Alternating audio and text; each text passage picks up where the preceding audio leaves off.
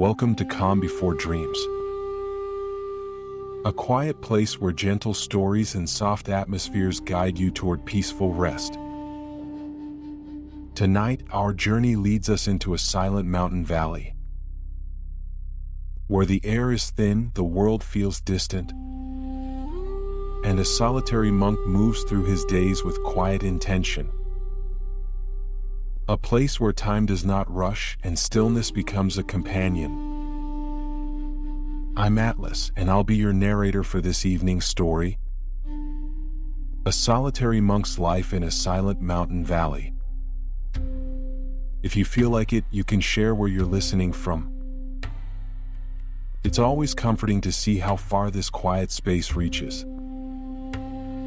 Now settle in, take a slow, gentle breath,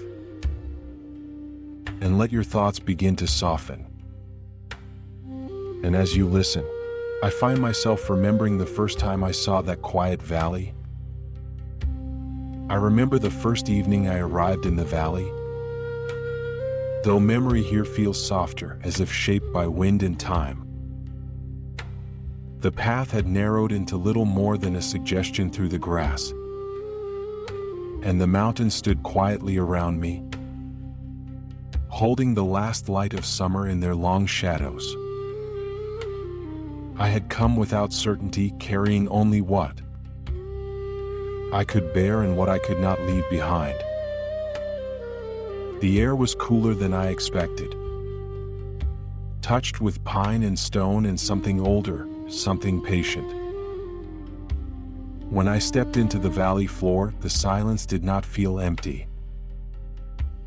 It felt full, like a presence waiting without asking anything of me.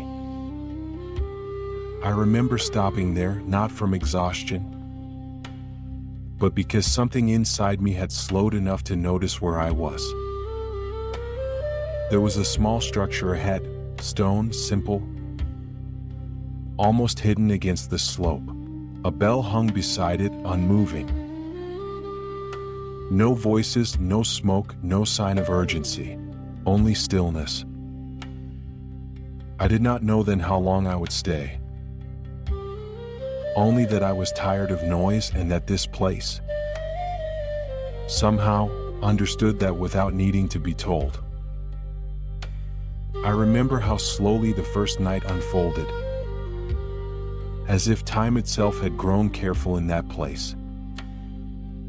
I set my small pack down just inside the stone doorway, and stood there for a long while, not yet ready to belong to the space, but no longer belonging to the world I had left behind.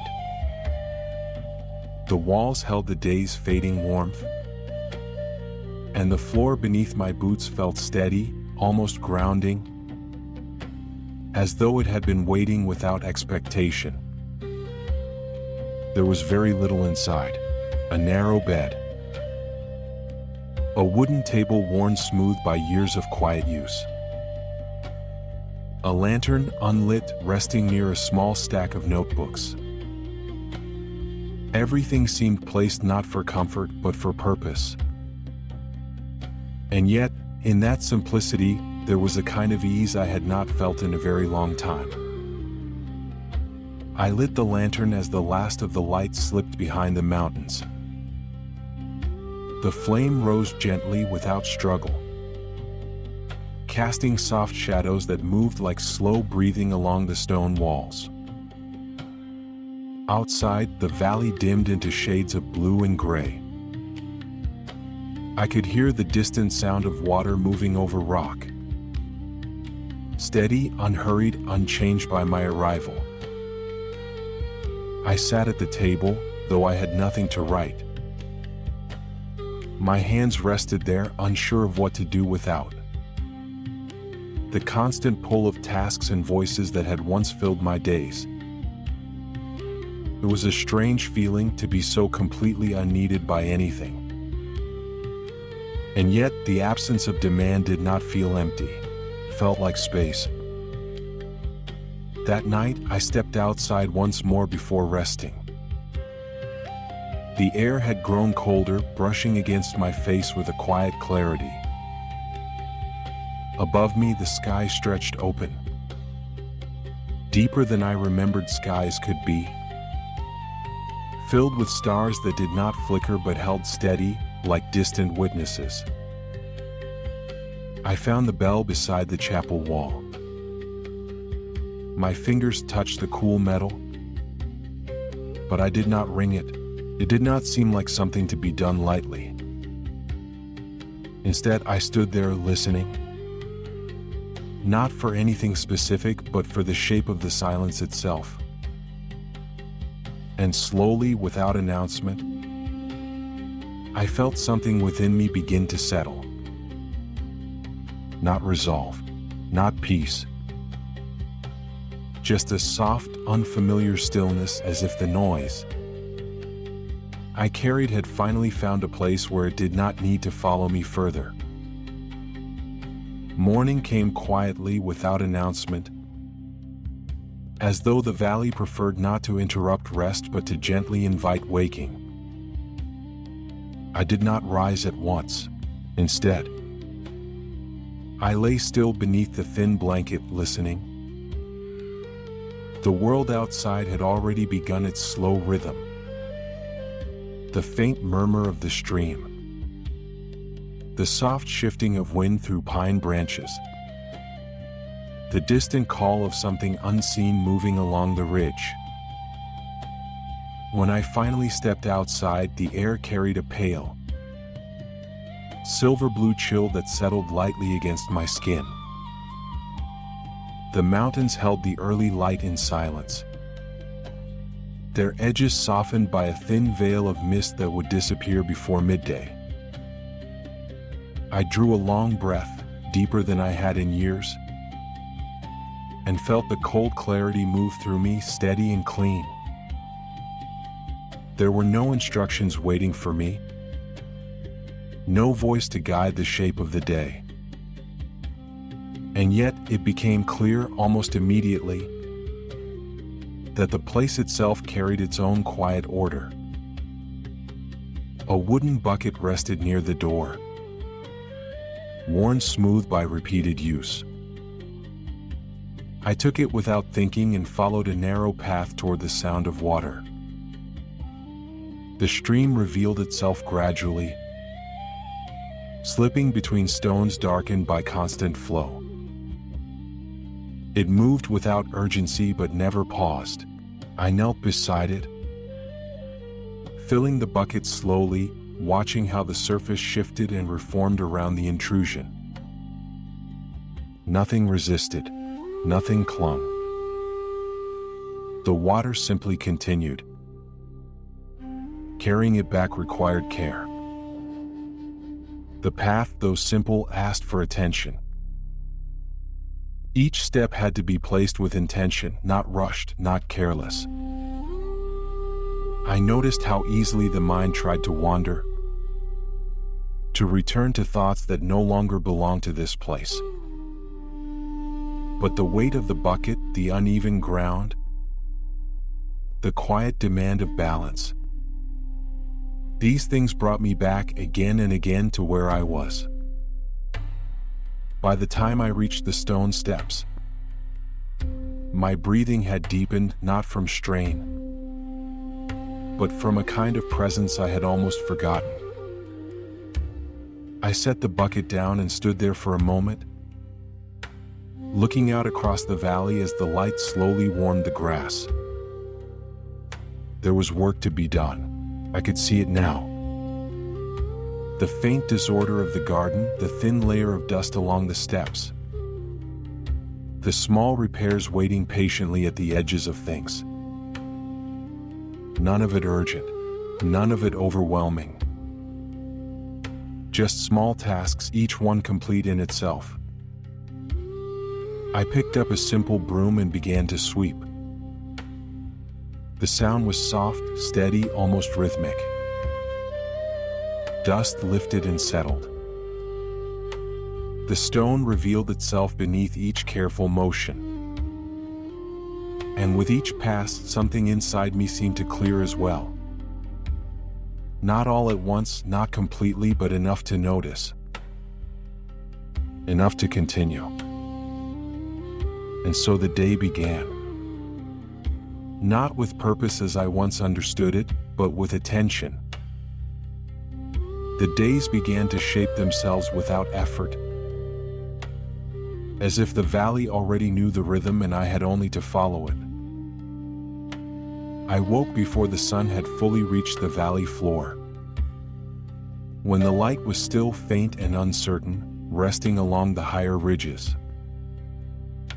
There was a quiet moment in that early hour that felt untouched, as though the world had not yet decided to move.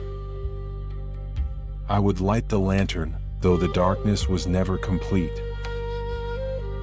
Its glow was soft, contained, enough to guide my hands without disturbing the calm that lingered in the air. The first task was always water. The bucket, the path, the stream, each step repeating, yet never exactly the same. Some mornings the stones were damp with dew, making each movement slower, more deliberate. Other mornings, the ground was dry and carried the faint scent of warming earth. After water came the steps.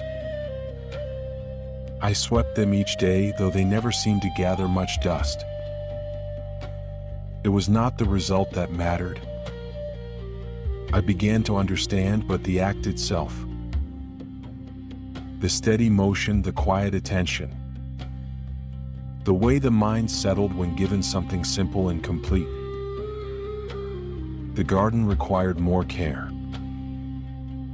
Small rows of beans, herbs, and a few late-season greens stretched beside the stone wall, their leaves shifting gently with the passing air.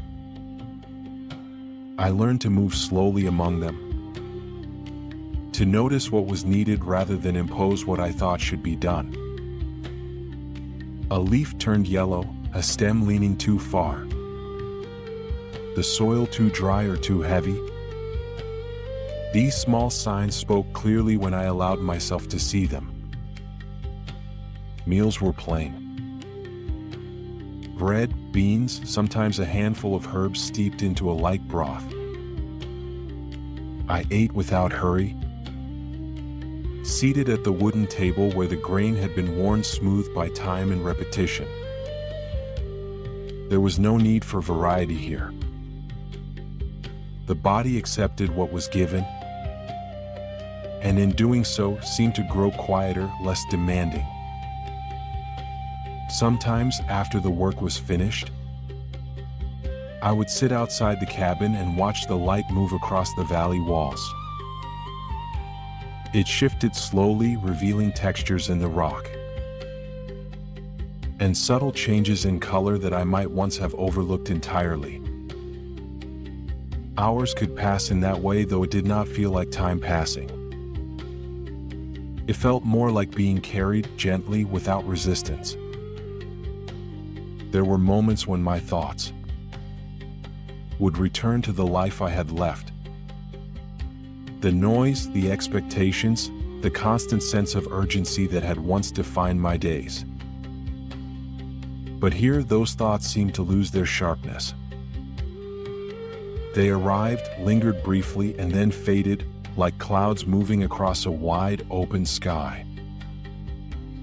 I began to understand that nothing in this place asked me to forget, only to release my hold little by little. It was some weeks before I saw another person. And even then, the meeting arrived so quietly it felt less like an interruption, and more like a continuation of the valley's rhythm. I had been mending a section of the low fence near the garden, working slowly with worn wire and careful hands, when I heard the distant sound of hooves along the narrow path. The sound did not startle me. It seemed to belong there, carried gently through the air, approaching without urgency. I set the tools aside and stood, waiting without expectation. When she appeared between the trees, The horse moved at an easy pace, as if it too understood that nothing here required haste. Her name, I would later learn, was Norabelle. She greeted me with a small nod rather than words at first, her presence calm and unassuming. There was no surprise in her expression, as though she had always known someone would be here eventually. The horse carried simple supplies: flour, tea, a few wrapped parcels, and letters bound together with a thin cord. "I come through every few weeks," she said after a moment, her voice steady, shaped by long stretches of silence. "The valley keeps its own time, but some things still arrive." I nodded, unsure what to offer in return. Words felt unnecessary, and she did not seem to require them. Together, we unloaded the supplies, each movement shared without instruction. She placed the letters on the wooden table inside the cabin, her fingers resting on them only briefly before she stepped back. "They're yours when you're ready," she added softly. I did not ask where they had come from. The question rose within me, but it did not need to be spoken. The letters remained where she left them, quiet and patient like everything else in that place. Before leaving, Nora checked the path beyond the chapel, adjusting a loose stone with the same quiet care I had begun to recognize in myself. There was no ceremony to her departure. She mounted the horse, gave a slight lift of her hand, and turned back toward the narrow trail. The sound of hooves faded gradually, absorbed into the distance until the valley returned to its familiar stillness. I stood there for a while after she was gone, aware of a subtle shift, not disruption but connection. A reminder that this place, though quiet, was not entirely alone. When I returned inside, my eyes rested briefly on the letters. I did not open them. Not yet. They remained on the table, untouched, holding their weight without pressing against me, as if they understood that some things, like everything in the valley, must be met slowly and in their own time. There were days when the valley felt complete in its silence, and days when that same silence revealed what I had not yet set down. It was not sudden. Nothing here arrived suddenly. But there were moments, usually in the long stretch between afternoon and evening, when the stillness deepened enough that memory could move more freely. I would be sitting near the edge of the garden, or standing by the stream where the water curved around a cluster of dark stones, and something from before would return. Not as a sharp image, but as a feeling first. A weight, a familiarity I had not invited, yet could not refuse. I had not always lived this way. There had been a city once. St. Louis, with its constant motion, its layered sounds, its endless sense that something needed to be done, decided, resolved. I had known the rhythm of schedules, of voices calling out, of days measured not by light but by expectation. And within that life there had been something else. Something I rarely allowed myself to approach directly, even now. A loss. It did not carry a clear shape anymore. Time had softened its edges, or perhaps I had. But it remained quiet and steady, like a presence just beyond reach. I did not name it here. The valley did not ask me to. It seemed enough that I felt it, that I allowed it to exist without forcing it into words. Sometimes my gaze would drift back toward the cabin, where the letters still rested on the table. Their presence had become familiar, almost part of the room itself. I would pass them without stopping, though not without noticing. They held a different kind of weight, one that belonged to the world I had left, yet had not fully released. One evening, as the light thinned and the air began to cool, I stepped inside and stood before them longer than I had before. My hand hovered just above the top envelope, not touching but close enough to feel the space between. I wondered briefly who had written them, what words they carried, whether they spoke of ordinary things or something that might shift the quiet balance I had begun to find. But the thought passed, not because it was resolved, but because it did not need to be answered yet. I moved away, lighting the lantern as the room settled into shadow. The flame rose as it always did, steady, untroubled, unchanged by the questions that remained around it. Outside, the wind moved gently through the trees, and the sound of the stream continued its patient course. I sat at the table, the letters still unopened beside me, and allowed the silence to hold both what I had left behind and what I had not yet faced. Neither demanded anything, and so for that evening neither did I. Time moved differently in the valley, though at first I could not say how. It did not slow exactly, nor did it pass unnoticed. Instead, it unfolded in quiet repetitions, each day echoing the last while carrying small, almost imperceptible changes within it. Morning returned with its pale light and cold breath. I rose, walked the same path to the stream, felt the same weight of water in the bucket, heard the same steady current moving over stone.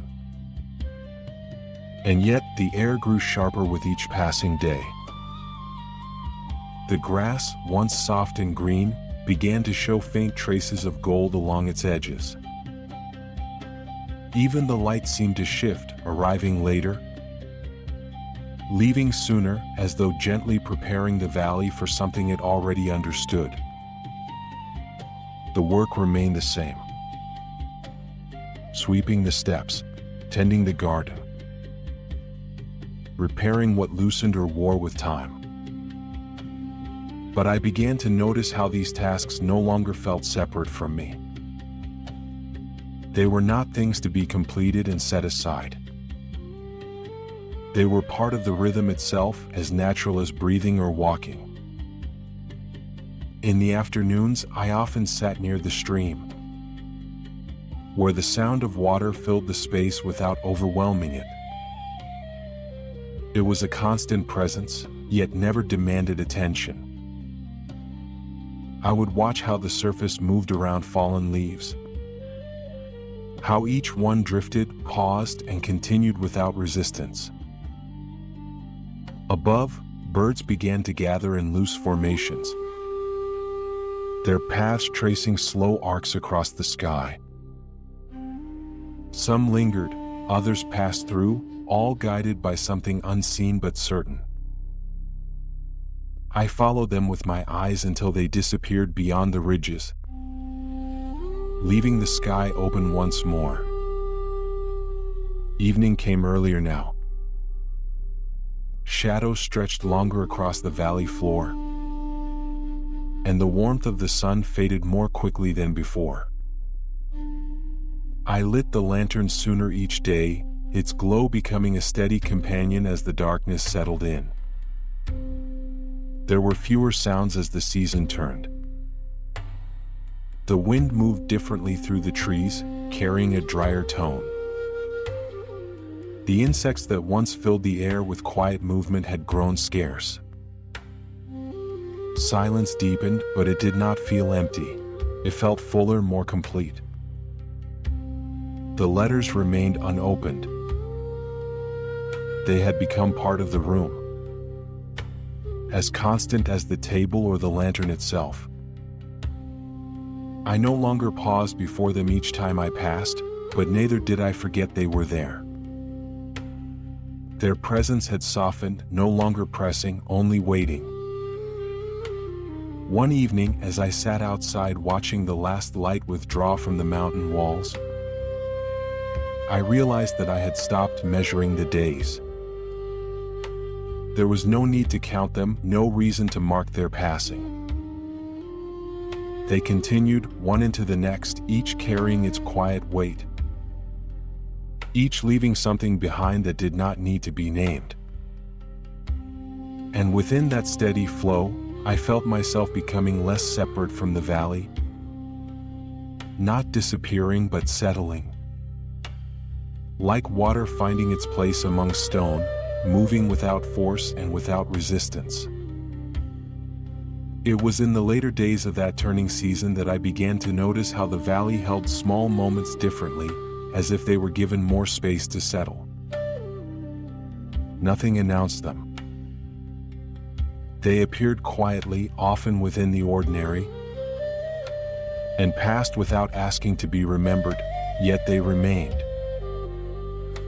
One morning, I found a jar of honey resting near the edge of the table. I had not heard Nora arrive, nor had I seen her leave. The door had been closed the night before, the room undisturbed. And yet there it was, placed with a kind of care that did not need acknowledgement. I held it for a moment, turning it slightly in the soft light. The glass was warm in color, catching the morning in a way that felt almost gentle. There was no note, no explanation, only the offering itself. I set it down again, not out of hesitation, but because it seemed right to let it remain as it had been given, without interruption, without the need to respond. Later that day, I walked the path beyond the chapel, where the ground rose slightly before bending out of sight. It was there that I saw Cal Rowan for the first time. He stood near the gate, his posture still, his hat held in his hands rather than worn. He did not step forward immediately. Instead, he paused, as though waiting for the valley itself to acknowledge his presence. When he finally entered, his movements were slow, deliberate, carrying a quiet respect that required no explanation. We spoke only briefly. His voice was low, shaped by years of wind and distance. He asked about the path, the weather, the condition of the stream. I answered in the same manner, our words few and steady, each one placed without urgency. Before leaving, he returned to the gate and placed his hat back on his head. There was no farewell beyond a small nod, but it felt complete. That evening, as the light softened and the air grew cooler, I found myself thinking of a boy I had met once, earlier in the season, Levi. He had come with his father, his presence light, almost restless, yet never disruptive. I remembered how he had tried to catch trout in the stream, his hands quick but uncertain, laughing softly each time the fish slipped free.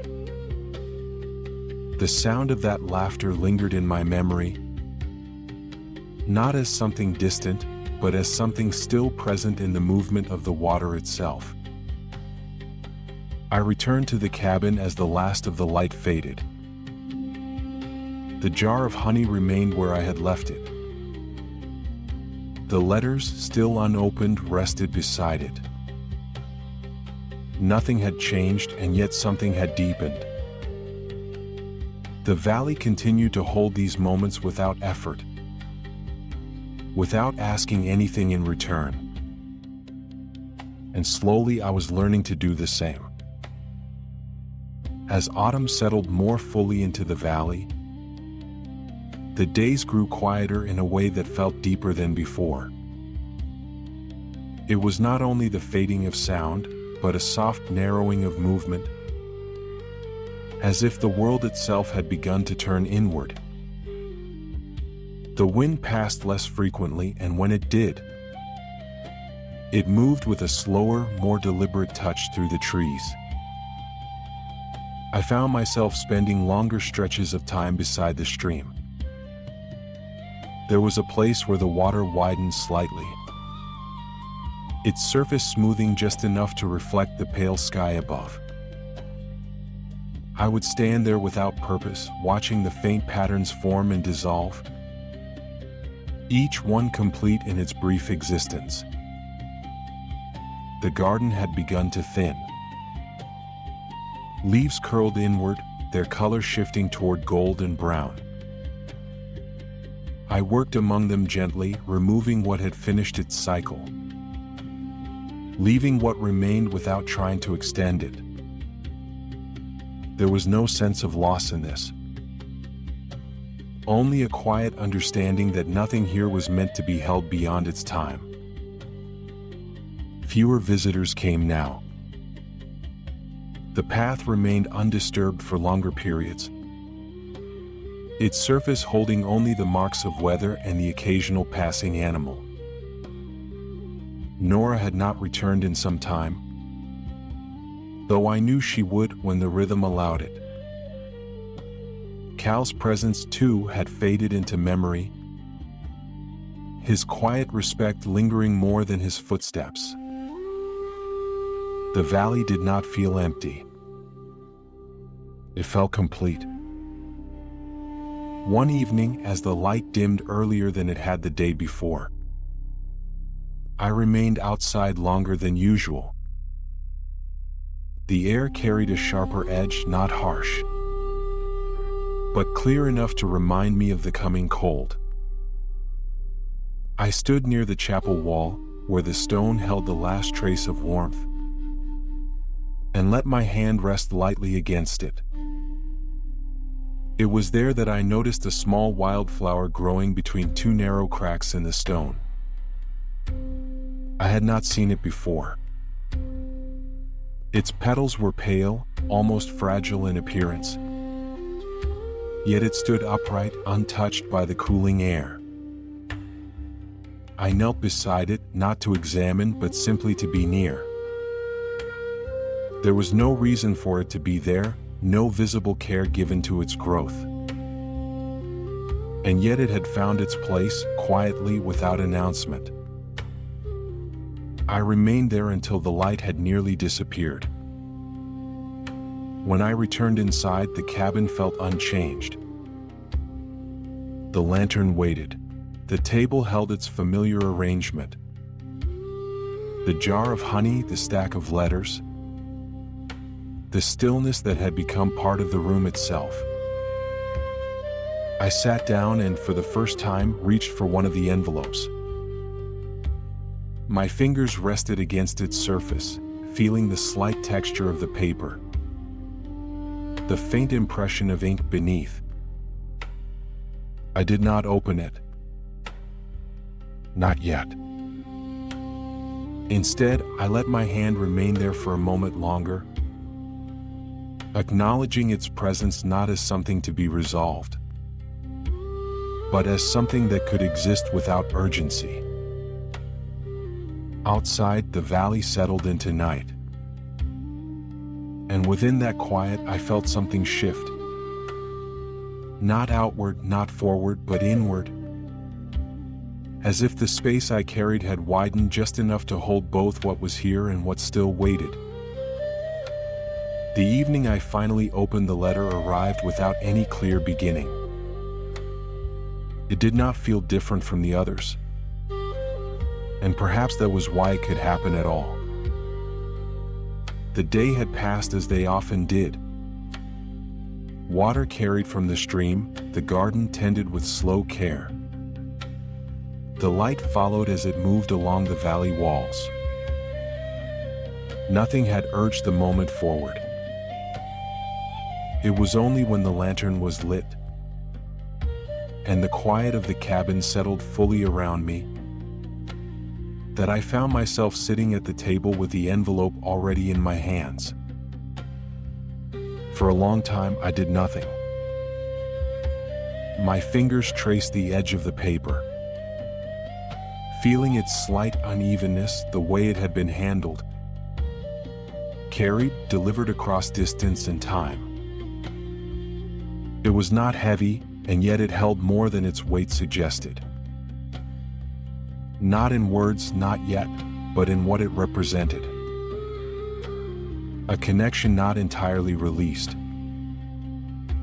A voice that had waited without knowing if it would be heard. I opened it slowly. The sound was soft, almost lost within the stillness of the room.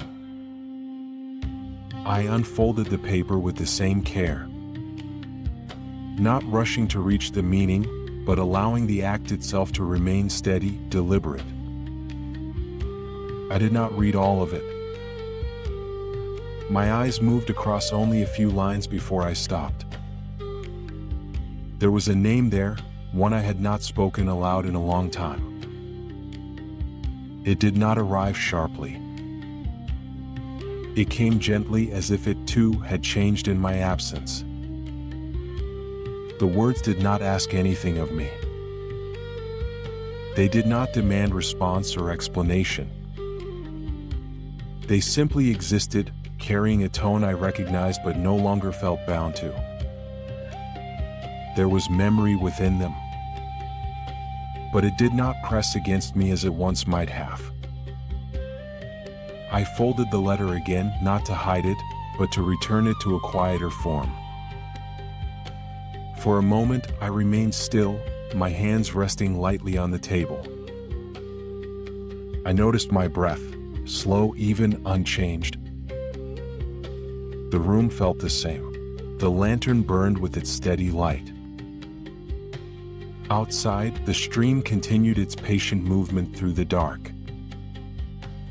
Nothing had shifted in any visible way. And yet, something within me had loosened. Not released entirely, not resolved, but softened. I placed the letter back beside the others. No longer untouched, but no longer carrying the same distance. It had become part of the room as everything else had, present but not overwhelming.